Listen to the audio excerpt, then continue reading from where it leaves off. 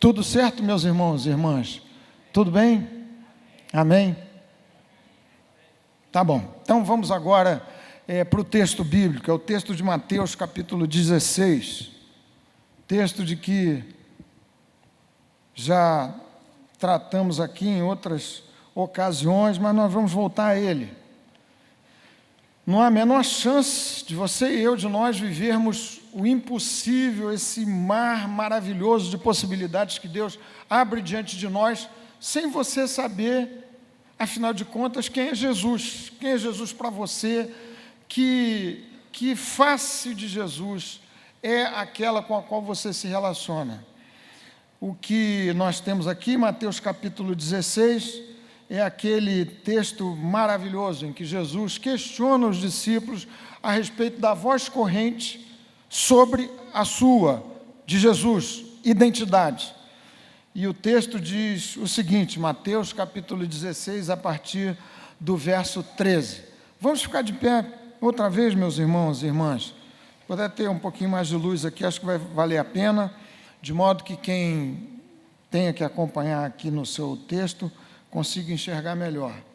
Mas o texto vai ser projetado aqui também. O texto diz assim, verso 13: Indo Jesus para a região de Cesareia de Filipe, perguntou a seus discípulos: quem dizem os outros que é o Filho do Homem?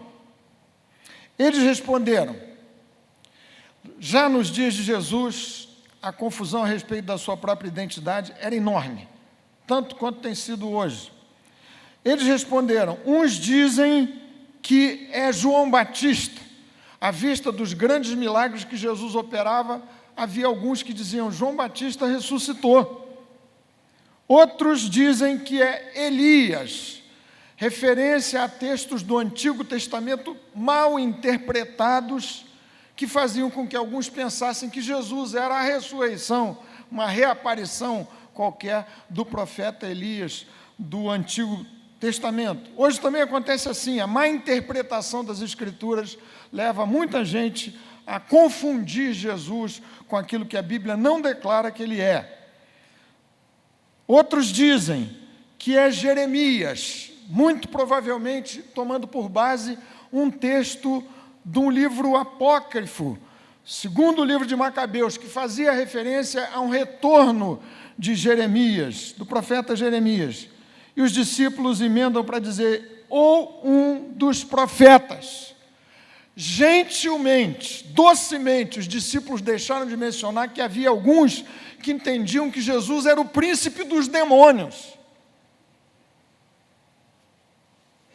que achavam que Jesus era um devasso, glutão, comilão, beberrão. Vocês se lembram do que se contou, o que se disse a respeito de Jesus quando Jesus se aproximou de Mateus e aceitou um convite para um almoço na casa de Mateus.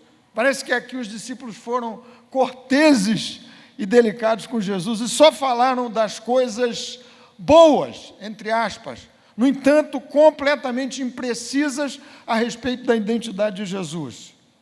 Ao que Jesus perguntou, e vocês, quem dizem que eu sou? E vós, continuou ele, quem dizeis que eu sou? Respondendo Simão Pedro, personagem sobre o qual, em cima de cuja vida a gente baseia aqui o tema desse ano para a nossa igreja, Vivendo o Impossível, Simão Pedro se apresentou em nome dos 12 e disse, tu és o Cristo, o Filho do Deus vivo. Tu és o Cristo, o Filho do Deus vivo, que nós acabamos de cantar. Uma síntese maravilhosa a respeito da identidade de Jesus. E eu e você não podemos ter qualquer dúvida, nenhuma discordância em torno da identidade de Jesus afirmada aqui pelo seu ousado, abusado, intrépido discípulo. Então Jesus lhe afirmou, bem-aventurado é você, Simão Bar-Jonas, porque não foi carne e sangue que revelaram isso a você, mas meu Pai que está nos céus. Também eu lhe digo que você é Pedro, e sobre esta pedra edificarei a minha igreja, e as portas do inferno não prevalecerão contra ela. Eu lhe darei as chaves do reino dos céus. O que você ligar na terra terá sido ligado nos céus, e o que você desligar na terra terá sido desligado nos céus. Então Jesus ordenou aos discípulos que não dissessem a ninguém que ele era o Cristo. Esta é a palavra de Deus. Vale sempre lembrar, é a palavra de Deus, é o depoimento de Deus para o nosso coração, é infalível, é inerrante, é completa em si. Esse texto não contém a palavra de Deus, ele é a palavra de Deus, é a voz de Deus para a nossa vida e para o nosso coração, e é dele que nós temos que tirar a referência a respeito de quem Jesus é e de quem nós somos em Cristo. Que o Espírito de Jesus, que iluminou esse texto sagrado, seja também o mesmo que lance luz nos nossos corações nessa noite, para nós o entendermos tal como a gente precisa fazer numa noite assim. Amém? Amém. Vamos nos assentar. Vocês viram o que se dizia sobre Jesus naqueles dias? E tem sido assim ao longo dos séculos. Jesus é um personagem super popular e polêmico, sujeito a várias descrições, sob várias perspectivas, várias faces. A cultura popular, de maneira geral, tem tentado descrever Jesus e, via de regra, aprisionando Jesus dentro de uma determinada visão, um viés qualquer. Por exemplo, não é da época da maior parte de vocês aqui, eu imagino, mas em 1970, uma ópera pop, rock, causou furor, polêmica. Jesus Cristo Superstar. Tempos depois, talvez 20 anos depois, um filme de Scorsese, um cineasta considerado por muita gente super genial, chamado A Última Tentação de Cristo, também causou furor. Pouco mais adiante, mais recentemente, 2004, 2005, não registrei aqui exatamente quando foi, mas um filme de Mel Gibson, que levou muita gente às lágrimas, chamado A Paixão de Cristo. Acho que foi isso. Não sei quantos de vocês viram. Quem é que viu aqui Paixão de Cristo? Muita gente. Muita gente gostou. Muitos evangélicos, crentes, disseram, não, ele foi fiel. Mas não é esse o ponto. No ano passado, um grupo chamado Porta dos Fundos publicou já mais uma edição, não foi a primeira, mas essa última causou um estrago, uma confusão generalizada na Netflix. Um filme supostamente sobre Jesus, dando uma certa característica a Cristo. E agora, mais recentemente, também na Netflix, mais um filme tratando de um Messias, não exatamente Jesus, eu não vi ainda o filme, não sei se vou ver, mas eu soube que ele desagradou a cristãos e a muçulmanos. Um Messias atual, contemporâneo, que aparece lá nas regiões do Oriente, e é um Messias contemporâneo. E para concluir essa longa introdução, agora a Mangueira resolve lançar um samba enredo, cujo título é A Verdade Vos Fará Livre. Eu li e fui entender se não faltava um S. A verdade vos fará livres, mas vi que não. É a verdade vos fará livre mesmo. Se apropriando desse personagem extraordinário bíblico, nos seus termos e segundo a sua própria consideração. Esse é mais um foco de acaloradíssimas discussões em torno da pessoa de Jesus.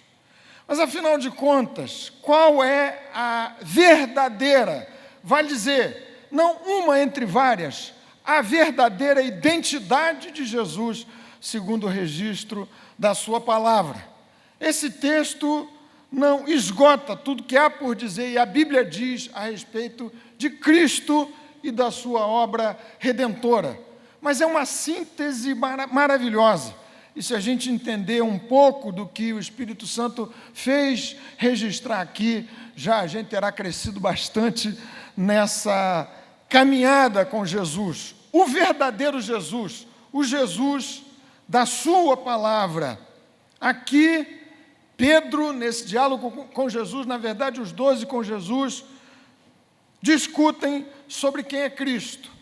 O texto afirma quem é Jesus, também descrevendo o que Jesus faz, o que Jesus fez, o que Jesus veio fazer. O próprio Jesus replicou à resposta de Pedro uma série de questões que têm a ver com a sua identidade, e é isso que eu quero anunciar um pouco mais nessa noite para os meus irmãos e minhas irmãs. Em primeiro lugar, e aí vale dizer que antes da gente pensar nesses traços aqui tão maravilhosos de Cristo, quem Ele é, da sua identidade, de modo que você consiga afirmar a sua identidade em Jesus, olhando para o Jesus bíblico, verdadeiro. Há muita confusão em torno dessas caricaturas, dessas pinturas de Cristo.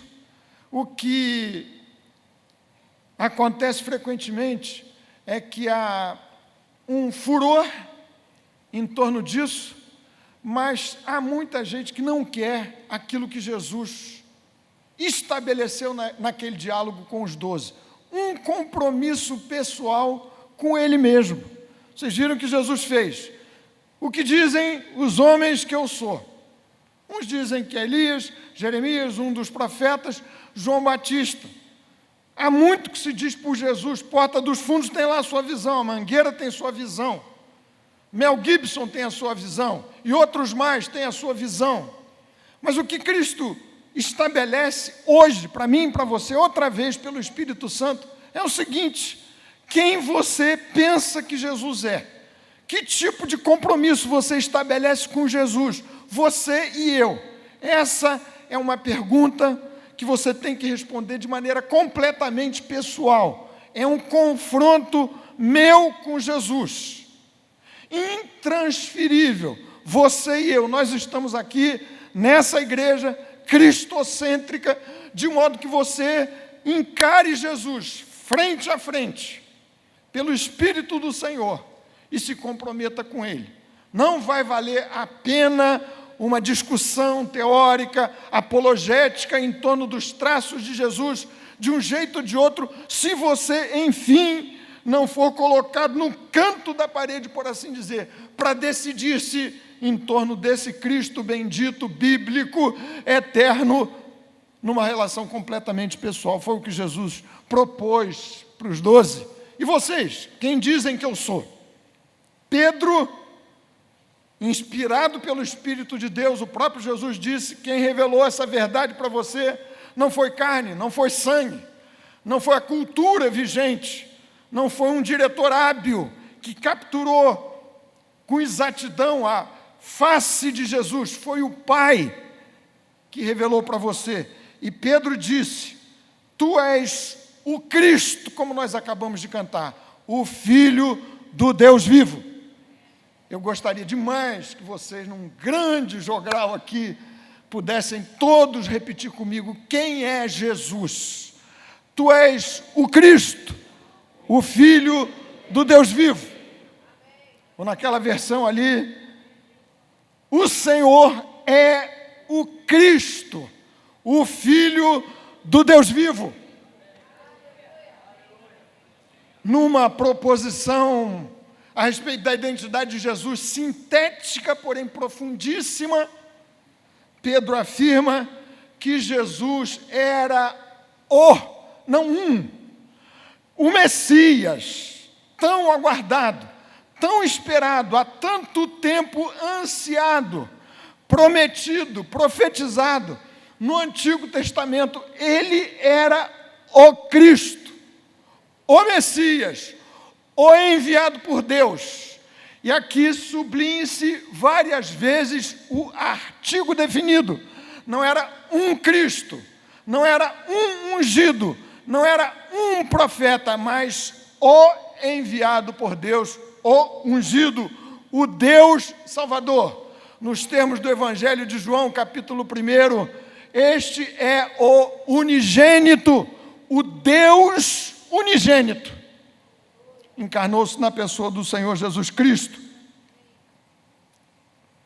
Pedro, naquele sermão extraordinário, diante das autoridades de Jerusalém, depois de uma cura milagrosa de um paralítico, afirmou, registro em Atos capítulo 4, verso 11, verso 12.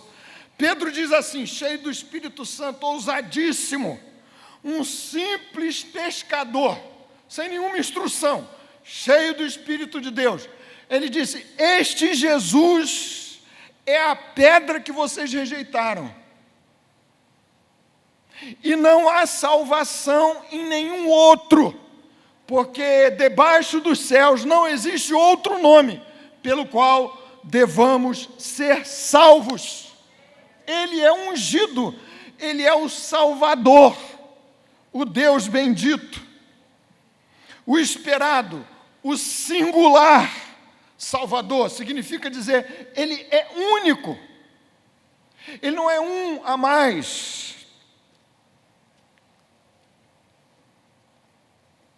Visitei recentemente, prazer, privilégio, que Deus me deu, junto com a Moniquinha. Viajar com a Moniquinha é uma maravilha, bênção total. Viver com essa mulher, ela deve estar aqui, está aí, está lá, lindona como sempre. Depois eu sei que ela vai me chamar a atenção, e vários de vocês talvez não me chamem a atenção por gentileza. Tem gente que deve estar dizendo assim, ou fala da Moniquinha ou fala do Flamengo, mas é claro, são assuntos ambos excelentes para ilustrarem aqui a matéria do meu sermão. Visitamos Istambul, entramos, já não me lembro mais o nome, como eu vou guiado por ela, que sabe tudo de tudo, eu vou na fé, na bênção, mas numa das principais mesquitas lá de Istambul.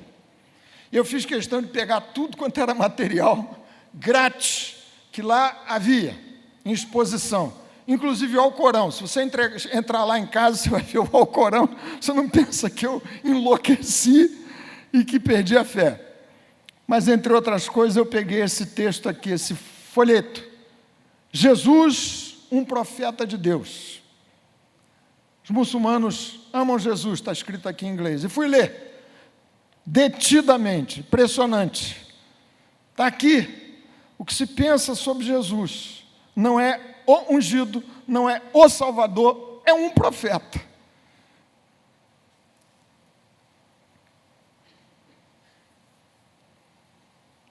Nesses tempos, como já lhes citei, tem havido, como ao longo da história tem havido, a tentativa diabólica infernal de aprisionar Jesus segundo determinados ideários políticos, ideológicos ou da própria cultura vigente.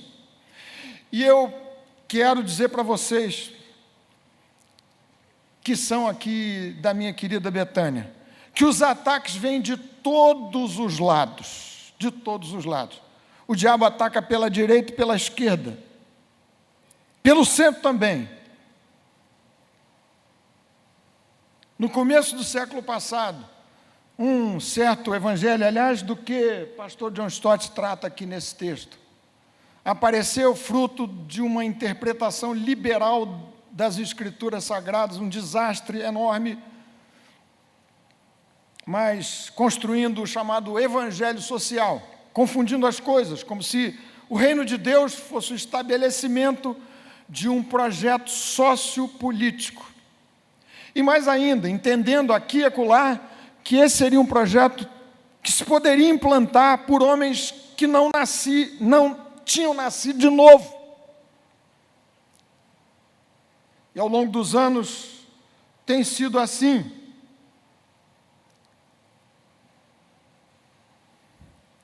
Você ouviu falar da teologia da libertação, que propôs um tipo de Cristo, que não é o Cristo bíblico, ainda que pudesse apropriar aqui e acolá de facetas de Jesus. Mas como eu lhe estou dizendo, meus queridos irmãos, não é privilégio de um ideário de esquerda, da direita também, da mesma forma.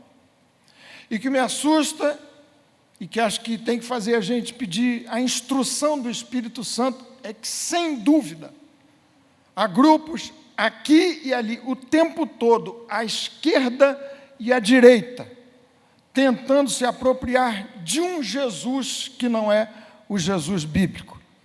O enredo da Mangueira é uma reação a uma proposta do governo que o tempo todo lança mão de um verso bíblico, João capítulo 8, verso 32.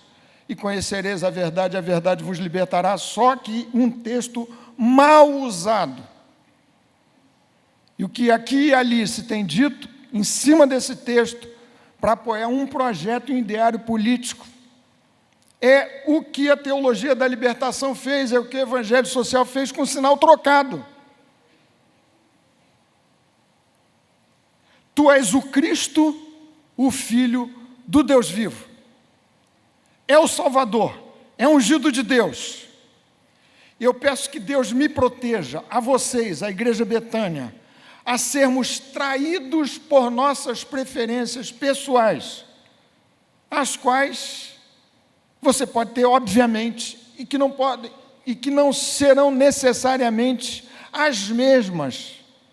O problema é pegar Cristo Jesus, nosso Senhor, Salvador, ungido de Deus, e tentar fazê-lo refém, por assim dizer, dessas preferências pessoais, sejam políticas, culturais, ideológicas, enfim. É um veneno que o diabo usa diferentemente ao longo do tempo, mas usa o tempo todo. Se eu olho para Jesus, um Jesus que se presta a um projeto qualquer, que não seja este estabelecido no plano redentor, eu estou me relacionando com falso Jesus.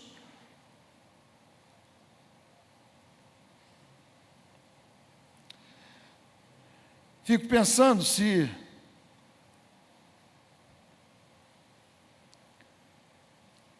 nessa descrição de Pedro e no conhecimento de Jesus a respeito de si próprio, que ele expressou o tempo todo, caberia a composição do colégio apostólico tal como Jesus o compôs. Jesus se dirigiu a Mateus, representante de um grupo de ricos, de uma elite, e foi acusado justamente porque aceitou o convite de Mateus para almoçar lá na casa de Mateus, já convertido, com seus amigos, para determinado grupo que enxerga Jesus segundo um viés. Jesus jamais poderia ter mirado em gente da elite.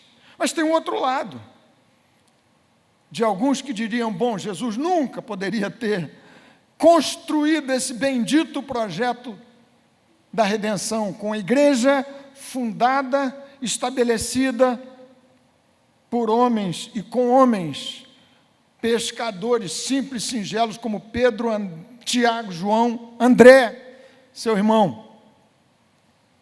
Já ouvi absurdos do tipo, bem recentemente, bem perto da gente, que o que se tem que mirar na evangelização são as pessoas de determinada classe mais alta, porque eles é que vão fazer diferença no Brasil. Sempre que Jesus se torna refém, é claro, estou colocando aqui entre aspas, da sua visão, qualquer que seja ela, das suas preferências político-partidárias, culturais, escapando da definição bíblica, a gente corre um risco tremendo, enorme, de trabalhar, de elaborar em erro. Assim como aqueles trabalhavam naqueles dias. Elias, João Batista, Jeremias, um dos profetas, aqui, muçulmanos tratando com toda a doçura e docilidade de Jesus. mas não é o Jesus afirmado por Pedro. Segundo traço da face bíblica de Jesus aparece aqui quando Jesus replica a Pedro diante da sua afirmação. Bem-aventurado é você, Simão Barjonas, verso 17, você viu aqui comigo, porque não foi carne e sangue que revelaram isso a você, mas meu Pai que está nos céus. Bem-aventurado é você, Simão Barjonas, porque não foi carne e sangue que revelaram isso a você, mas meu Pai que está nos céus. E prossegue Jesus, também eu te digo, você é Pedro, Petrus, rocha, e sobre esta pedra edificarei a minha igreja. Jesus, só Jesus. E esse é o trabalho essencial de Jesus. A identidade de Jesus. Ele é o Cordeiro de Deus, que tira o pecado do mundo. Jesus muda o nome de quem o confessa. Isso existe um impossível que principia essa vida nos impossíveis, para mim, para você, para cada um de nós, possíveis para Deus, é a mudança do coração humano. Jesus vem para dar a você e a mim um novo nome, significa dizer um novo coração. E é esse traço crucial da identidade de Jesus, da sua obra redentora, que estas várias versões, à direita e à esquerda, que tentam manietar Jesus, torná-lo porta-voz das suas próprias causas, tem perdido de vista. O que Jesus disse a Nicodemos vale hoje, qualquer que seja a sua condição, absolutamente qualquer que seja a sua condição. Os grupos que o Enredo da Mangueira pretende privilegiar precisam ouvir o mesmo que Nicodemos ouviu. Quem não nascer de novo não pode ver o reino de Deus.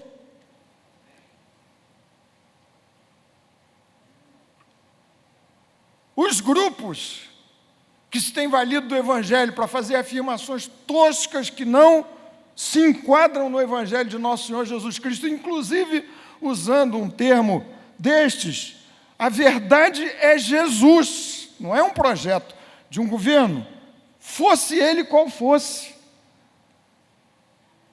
Jesus veio para mudar o coração humano. E essa tentativa insana, novamente, que varre os espectros políticos todos, de se implantar um novo tempo, pela via de fora para dentro, cristianizando a sociedade na marra, de fora para dentro, não vai funcionar, não é o projeto de Jesus. Se alguém não nascer de novo, não pode ver o reino de Deus. Encontrando-se com Pedro, Jesus lhe disse, você agora recebe um novo nome. Você deixa de ser Simão Barjonas, que significa filho de Jonas. Você agora vai passar a se chamar Pedro. Novo nome, nova identidade, novo coração. Como vimos semana passada, a primeira carta de Pedro, capítulo 1, os primeiros versos. Eleitos segundo a presciência de Deus para a obediência. Jesus me dá um novo nome e este é o seu trabalho essencial.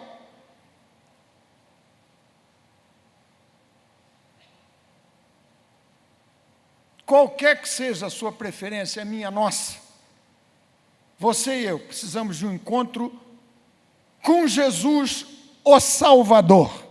O Salvador. Você pode ser de que raça for. Você pode ser de que partido for, ou eleitor, de nenhum partido. Você pode ter a experiência que tiver, a vida complicada ou mais descomplicada que tiver vivido até aqui. Cristo tem em si esta identidade exclusiva. mudar a vida, mudar o coração, promover o novo nascimento por intervenção direta do Espírito Santo.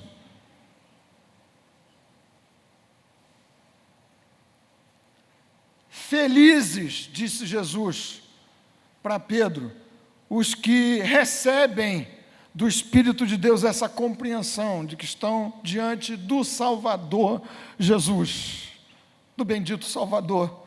Eu não quero aqui dizer que não haja desdobramentos morais e éticos do fato de você se encontrar com Jesus, mas é claro, agora, sempre que essas bandeiras assumem o lugar do papel central no plano redentor da pessoa de Jesus Cristo, a gente tem problemas.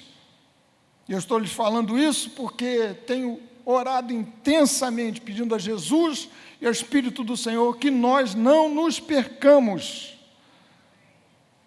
nessa rota estreita, complicada, potencializada, confusão potencializada muitas vezes pelas redes sociais, no tempo que nós estamos vivendo. O texto prossegue dizendo, é Jesus quem diz, uma terceira marca da sua própria identidade. Sobre esta pedra edificarei a minha igreja. Jesus, é Ele, Jesus, só, o fundador e o edificador da igreja. Pedro afirma desta mesma maneira na sua primeira carta, no capítulo 2. Este Jesus é a pedra angular, a pedra fundamental, a pedra de esquina, junto com o fundamento dos apóstolos, ou seja, nos termos em que a palavra de Deus, a identidade de Jesus nos foi passada por inspiração do Espírito Santo pela voz apostólica. E conosco, salvos, que recebemos novos nomes em Cristo, novos corações habilitados agora a uma vida nova, da obediência a Jesus e a sua bendita e santíssima palavra, ditos por Pedro na sua primeira carta, capítulo 2, como sendo pedras vivas. Fazemos essa bendita construção da igreja. A igreja é de Jesus. Atos capítulo 20, falando aos presbíteros em Éfeso, Paulo diz assim, a igreja de Jesus, a qual ele comprou com o seu sangue. E essa é a desgraça de alguém, seja quem for, querer se apropriar de Jesus para usá-lo com uma falsa identidade, ou uma identidade parcial, turvada por qualquer tipo de preferência, que não seja o estabelecido na sua própria palavra. A igreja não pode se miscuir com essas outras diversas bandeiras, torna a dizer, de um ou de outro lado do espectro. E o que tem acontecido no Brasil há bastante tempo é que aqui e ali tem havido essa terrível e diabólica tentação.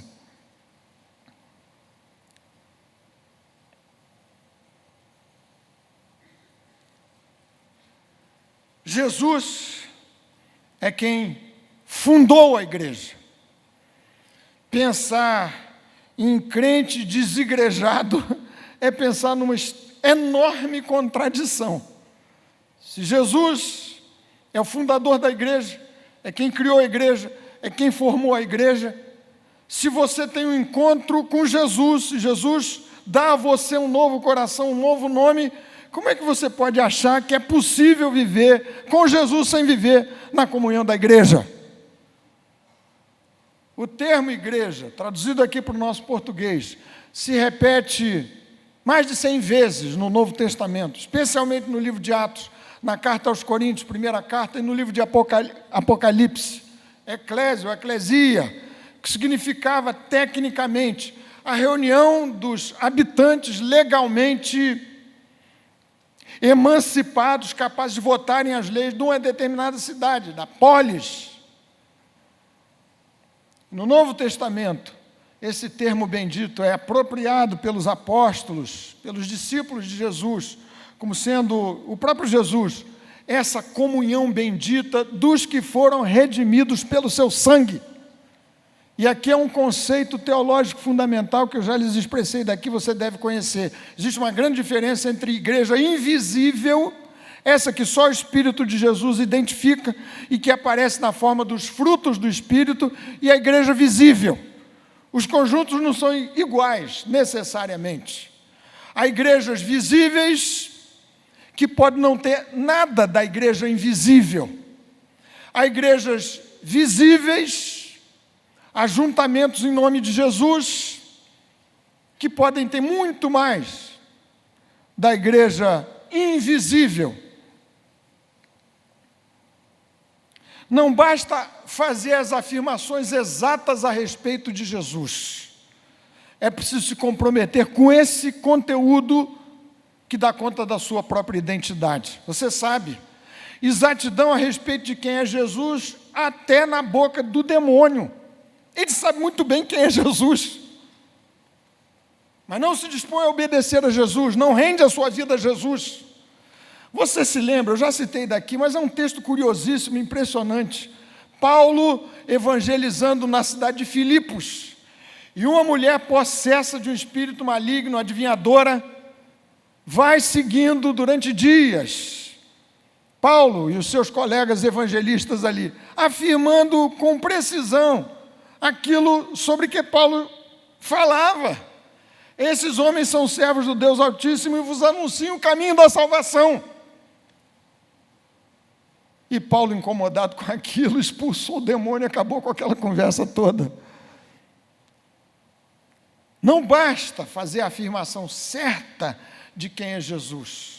A questão é saber se você e eu, se nós, como igreja do Senhor, nos comprometemos com essa bendita, maravilhosa, singularíssima identidade. Ele é o seu Salvador, é o meu Salvador, é o Deus que me concedeu um novo nome pelo Espírito Santo, um novo coração, uma nova vida, que se coloca acima de todo tipo de preferência, de todo tipo de formulação cultural, que pode ter o seu lugar, o seu valor, mas não é daí que virá o meu nome e a minha identidade. Jesus funda e estabelece a igreja, para me inserir no plano desta bendita e gloriosa comunhão. E a igreja, torno a lhes dizer, não pode perder a sua voz profética, a sua independência profética. Ela não pode ser usada por políticos de qualquer matiz. Você sabe, a visão política é se aproximar não dos evangélicos, especialmente agora no Brasil, em que nos estamos tornando majoritários. Não é se aproximar do evangelho de Jesus, é se aproximar do eleitorado evangélico. Isso vale para qualquer tipo de político, de qualquer área. E a igreja não pode pagar esse preço, esse custo, carregar consigo esse ônus.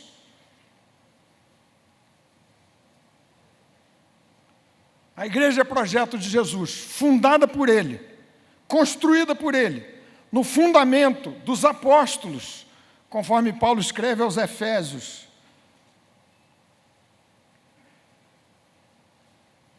Quarta marca é que Jesus diz assim para Pedro: eu vou dar a você as chaves do reino dos céus. O que você desligar na terra terá sido desligado nos céus, o que você ligar na terra terá sido ligado nos céus.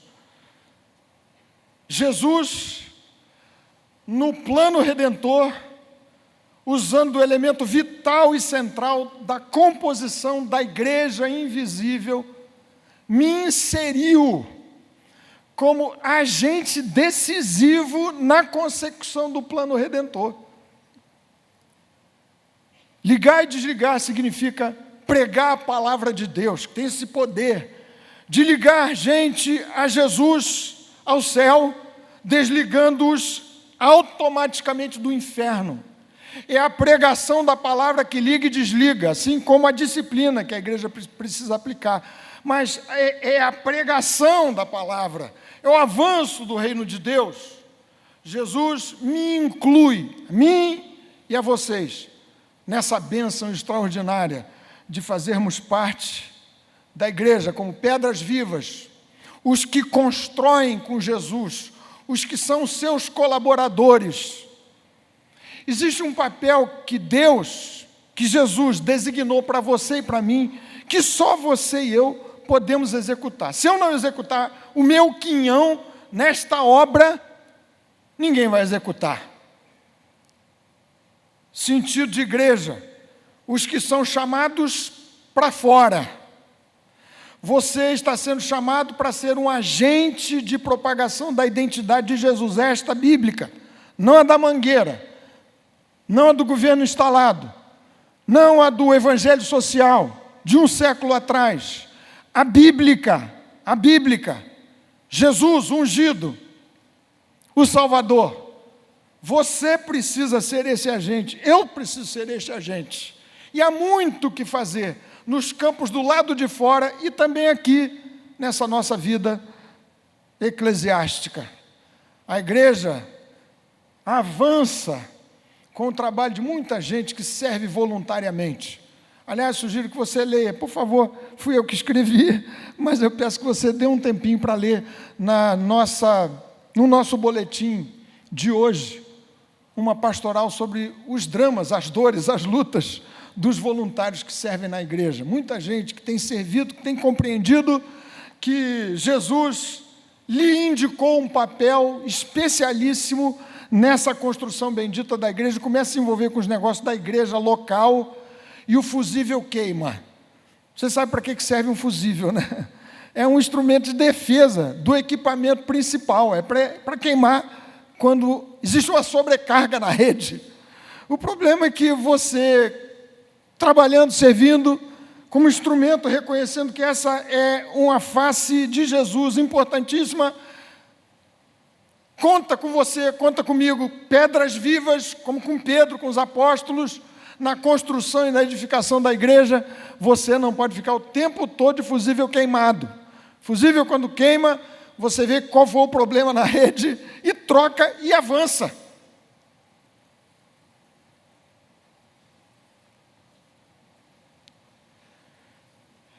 Finalmente, Jesus declara aqui uma coisa extraordinária, que a gente precisa explorar mais, cada vez mais. Diz Jesus, no encerramento dessa sua conversa, seu diálogo com Pedro em particular e com os discípulos de maneira geral: sobre esta pedra edificarei a minha igreja, e as portas do inferno não prevalecerão contra ela. Jesus é o único capaz de conceder à igreja o poder para que vençamos e vivamos o impossível, a começar por essa vitória extraordinária e totalmente impossível. Eu contra o inferno. Essa palavra de Jesus derruba a ideia de uma certa teologia liberal que não acredita em inferno, em demônio, coisas assim. Jesus afirma: o inferno é real, a luta é real, as portas do inferno se abrem para deixarem fluir hostes infernais, tentando destruir a igreja de Jesus. Mas ele afirma: nós, ligados a Jesus, novo nome em Cristo, nova vida, novo coração, novo nascimento, integrados à igreja pela via do arrependimento, da fé e do batismo, somos ditos vencedores. As portas do inferno não prevalecerão contra a igreja de Jesus. Pode devastar a igreja visível aqui e ali, mas essa igreja invisível, composta de quem nasceu de novo, de quem olhou para Jesus, como Pedro, e disse: Senhor, eu sou pecador. E depois lhe disse de uma outra feita, você se lembra, João capítulo 6, versículo 68, Senhor, para quem iremos nós? Tu tens as palavras de vida eterna, as portas do inferno não prevalecerão contra esta igreja de Jesus. Impressionante você compreenda que Jesus conferiu esse poder vencedor sobre o inferno à igreja, à comunidade, a congregação dos santos. Isso não quer dizer que você não obterá vitórias pessoais, mas isso quer dizer que, desligado da igreja, o poder foi confiado à igreja, e o poder é seu em nome de Jesus, você que recebeu um novo nome, se você estiver ligado a esta comunhão. As portas do inferno não prevalecerão contra a igreja, que é de Jesus. Vocês não sabem o descanso que essa palavra traz para o meu coração, todos os dias. Quando começo a me agitar demais, dizendo: Senhor, como dar conta da vida de uma igreja? Que responsabilidade, meus amigos pastores, e a gente ora, que descanso. A igreja não é minha, não é do fundador, Antônio Elias, não é de vocês, ainda que a gente tenha sido altamente privilegiado por fazer parte dessa bendita construção, mas o dono é Jesus. Ele é o comandante em chefe, Ele é que peleja por mim e por vocês. Ele é o vencedor, Ele é ungido de Deus. E se eu posso dizer pelo Espírito Santo, eu sou dele, ele é meu, esta é uma vitória que me foi transferida na cruz do Calvário e na ressurreição. As portas do inferno não prevalecerão contra a igreja, vale dizer, contra mim e contra vocês que foram pelo Espírito de Jesus, pelo seu sangue, inseridos nessa bendita e dulcíssima comunhão. Louvado seja o nome do Senhor. Amém. Amém. Vamos ficar de pé, meus queridos irmãos. Amém. Amém.